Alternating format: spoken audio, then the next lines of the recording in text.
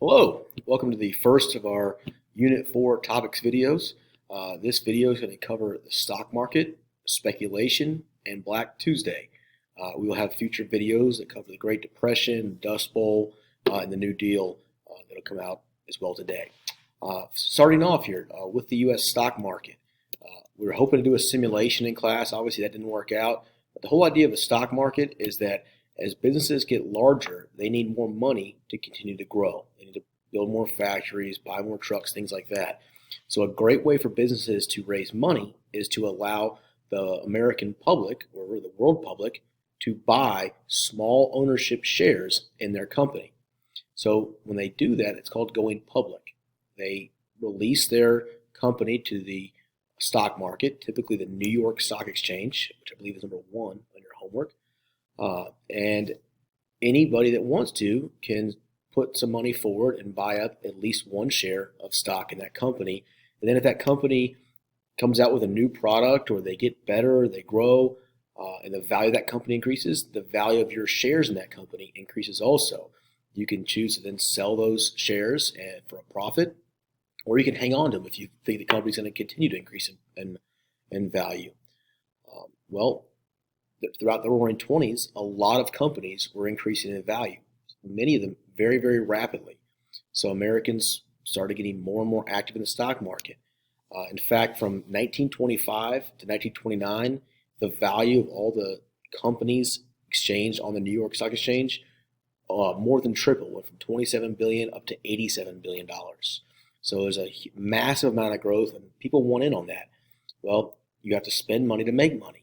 And if you don't have money to spend, you have the option to borrow money, use credit, which we've discussed many times in class. So you're going to have a variety of investors take out loans to buy stocks. That's called margin purchasing or speculation. Now, it's a very risky thing. When you buy a stock in a company, you are gambling. You're gambling the value of that company tomorrow will be more than it is today, and that you'll make money. If it goes down in value, you lose the value of money that stock lost, the percentage that you lost. Now, when you add speculation on top of that, or margin purchasing, where you're taking out a loan, when you take out that loan, you're double gambling. Because not only are you gambling that the value is going to go up, you're gambling that it's going to go up more than the interest you're going to owe on that loan. And then banks are also gambling with that. They're gambling that you're a smart investor, that you know what you're doing, and you're going to make money. And for most of the 1920s, again, with stocks tripling in value in just a 4 to 5 year period at the end of the decade, nobody really saw that as a problem. However, as things went forward, by the end of the decade, a lot of experts started to feel that many American stocks were overvalued.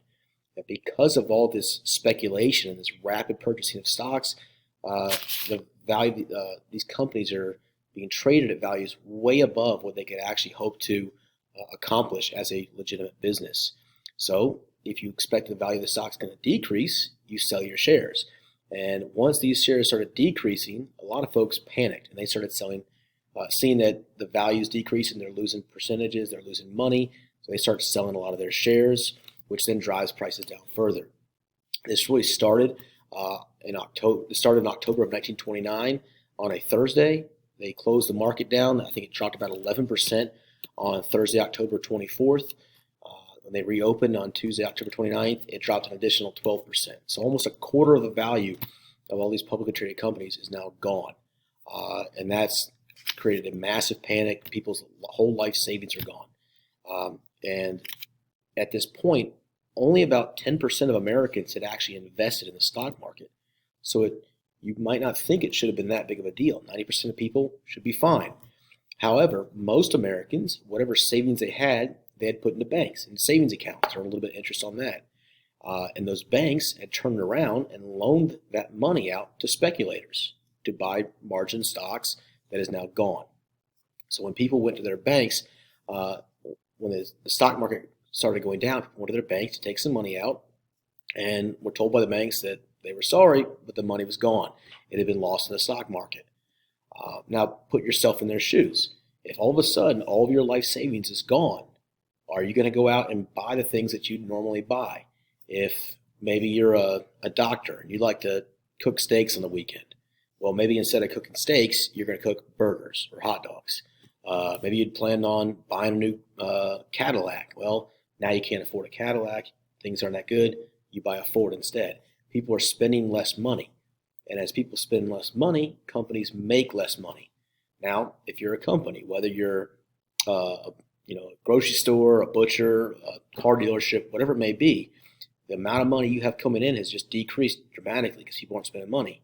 What's the easiest way that you can cut your costs? Employment. You can cut the amount of employees you have. You can't just get rid of machinery. You can't just get rid of factories. You can't just get rid of your grocery stores, but you can lay off employees. So now all of a sudden unemployment is increasing. The rate of Americans that wanted jobs but didn't have them was going up dramatically. And during the Great Depression, the worst years of it, it got up over 25% of Americans wanted jobs but could not find them. And then that's just going to cause spending to go down even more. If you're worried about losing your job because so many people are losing some of your neighbors are losing their jobs, you're going to save whatever money you have. You're only going to spend what's absolutely necessary, which means companies are going to continue to lose money, and the unemployment gets worse. The economic depression gets worse as well. That is it for this video. On the next video, we're going to discuss more of the Great Depression, and then we'll move into the New Deal programs that Franklin Roosevelt came out with to improve the situation. Thanks for watching. Let me know if you have any questions.